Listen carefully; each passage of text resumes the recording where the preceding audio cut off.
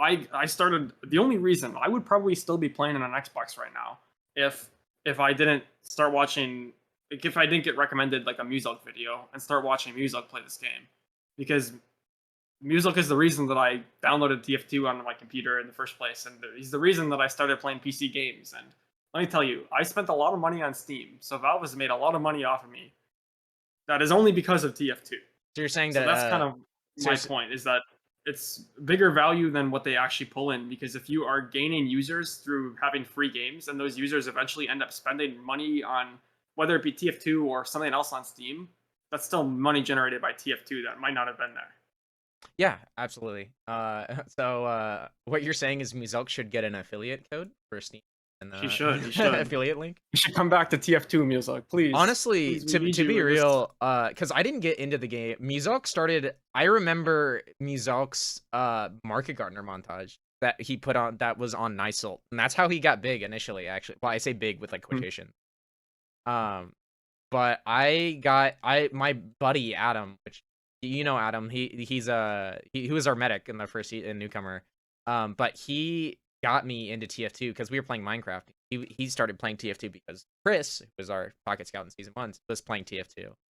To my understanding, and he was like, "Hey, you should play with us." And I was like, "Okay," and I started playing, and he badgered me and badgered me and badgered me to watch Germa and Star, and I was like, nah, all right, I put it off, and then eventually I fucking watched a Germa video and a Star, and I was like, okay, this is pretty funny, and I watched a Star video, and I was like, okay, this is great, and so, and I just fucking fell in love with Germa and Star. I was more of a Star fan myself.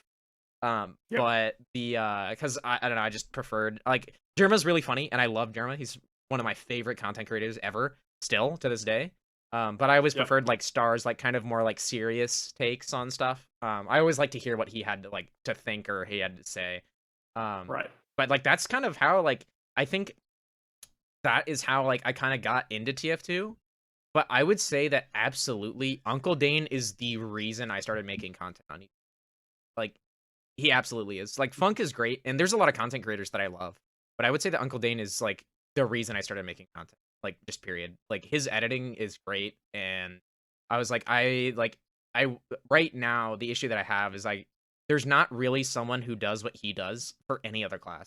Maybe you could say like Toofty for Demo Man, but I don't think there's anyone who does what he does No, for anything else. I like Toofty, but his production quality is like nowhere near, and he hasn't been at it for as long either. Well, I don't think his production quality is just different. I think that with Toofty, it's the issue is really that he's like Uncle Dane, right, is a competitive player. For any of you who don't know, like he's played Highlander for a long time. He's also played sixes. Well, not he's played no restriction sixes, which is Valve competitive in RGL, and he was on Froyotech, and then he was on Ascent in the second season.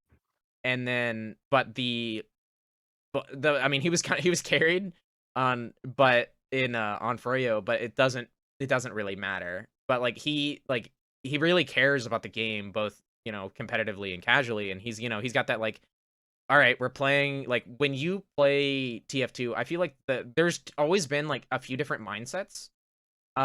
Like for example, if you go back and watch like an old Muzilk video, I think most players used to have like the mindset he had, like when like you're watching like a Try Hard Tuesday video where he's just like, okay, Yeah. I'm just here to get like the biggest kill streak, and that's what I'm doing, trying to get a godlike. I'll let the other team cap just so I can get 20 kills. I need more time or blah blah blah or whatever.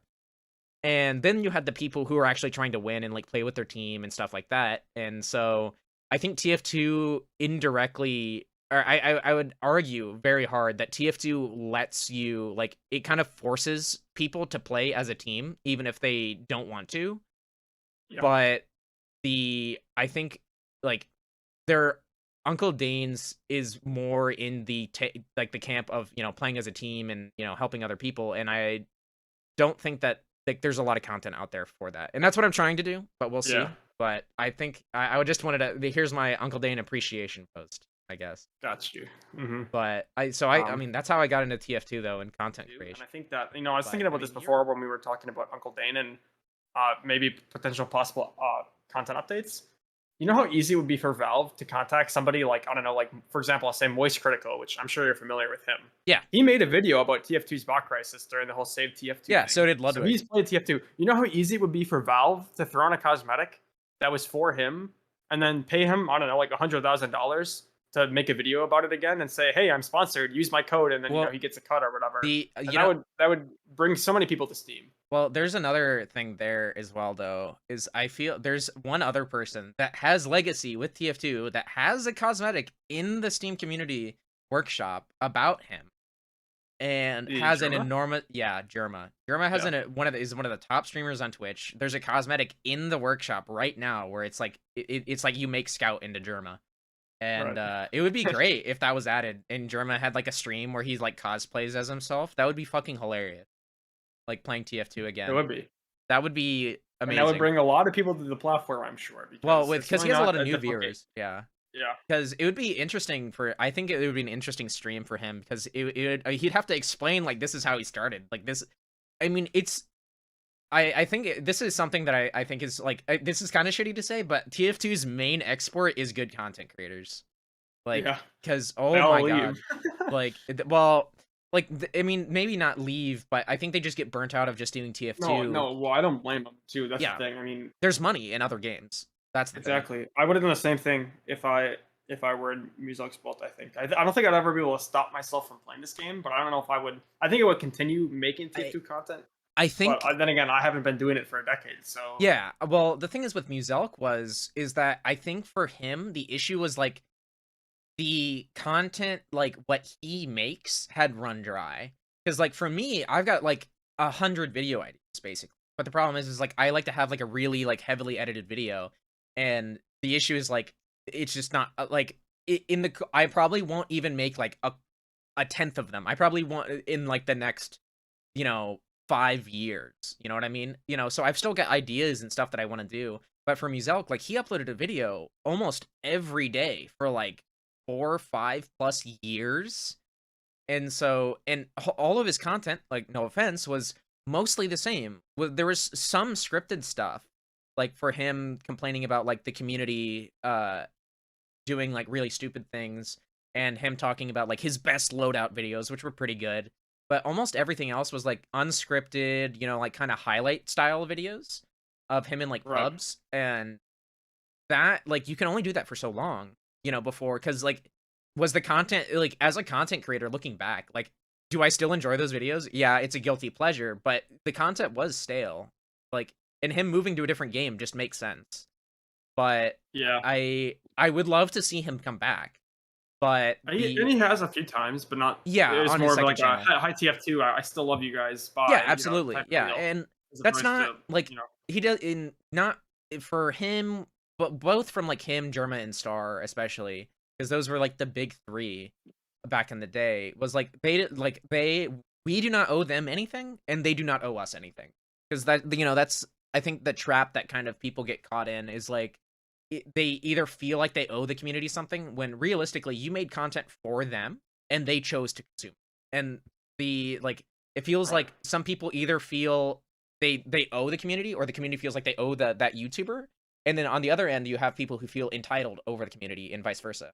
And that's Yep. I usually see that from both sides, where very often what I used to see is, and I haven't seen this a lot recently, because I think this has happened to so many creators that tried to switch games, like Muzelk did, and failed, where they were like, okay, I don't want to make TF2 YouTube videos anymore. I want to make like Fortnite videos. And they tell their subscribers, oh, can you go watch this new video from Fortnite or whatever, or CSGO or whatever. But that's that's not the game that people are interested in. And either A, the viewership is really low and they complain, and then so maybe they complain about it, and then so now they're like, okay, then the viewers go and watch that new video, and they're like, I didn't really like this or whatever, and now that YouTuber will complain that they got a lot of negative comments or whatever, or they're like people saying that they didn't really care for it, and it's just like they don't owe you anything, and you don't owe them anything. If you want to switch games, go for it, but you can't expect your viewership to change over. And there are people that I would love to see do other games. Like I used to watch Uncle Dane stream back in the day, and one thing that he used to stream and he knows a lot about is Pokemon. And I know that, I like Uncle Dane would probably make great Pokemon content. However, I'm sure that there are a lot of people who watch him in TF2 and love him for what he does in TF2 that just don't give a shit about Pokemon and wouldn't watch. And Yep. so, or maybe they do and they just watch because he has good editing. And, you know, like Funk, right? I love movement shooters. And he made a video on Pokemon as well. And I am sure people watch those videos just because it's Funk. So maybe, you know, that's like the catch. But I think if you start making like daily upload videos, kind of like, you know, Yep. Muselk or like the other people, like back in the day, I think Pyro Joe used to daily upload. Spiky Mikey, I think, used to daily upload. Kind of stuff like that, where it is, I can't like say low effort because, you know, it might be extremely high effort, but like you just don't take the time to script things out. Yeah. Compared to something like Uncle Dane, it's easier to produce a lot of. You know. Yes, Like, exactly. it's not necessarily that they don't try. It's just that it's not as high like Production value. time. Yes. Yeah. So, I think, yeah, and I think the best way to handle departing from TF2 or moving on to different games is just to start a second channel and then advertise it a little bit. But then again, that's also harder in some cases, like to do. So I don't know.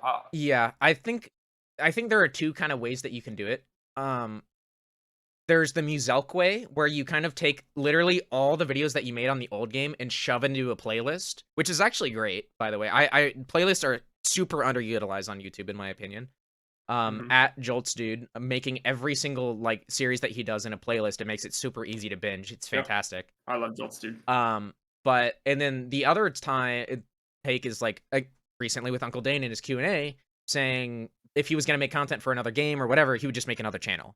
And I think those are one of the two ways to go. I don't think just not putting your stuff into a playlist, or like if you make your old subscribers or whatever, you force them to go like have to scroll past. Like imagine if Muselk didn't put his TF2 videos into a playlist. You have to scroll back thousands of videos just to find like his TF2 stuff. And that would be insane because you have to go past all the last 3 whatever years of Fortnite. Then you have to scroll past like the year or two of like Overwatch. And then you get to TF2. And so like it just depends on what type of content creator you are. But I think one of those two ways is like the way to do it.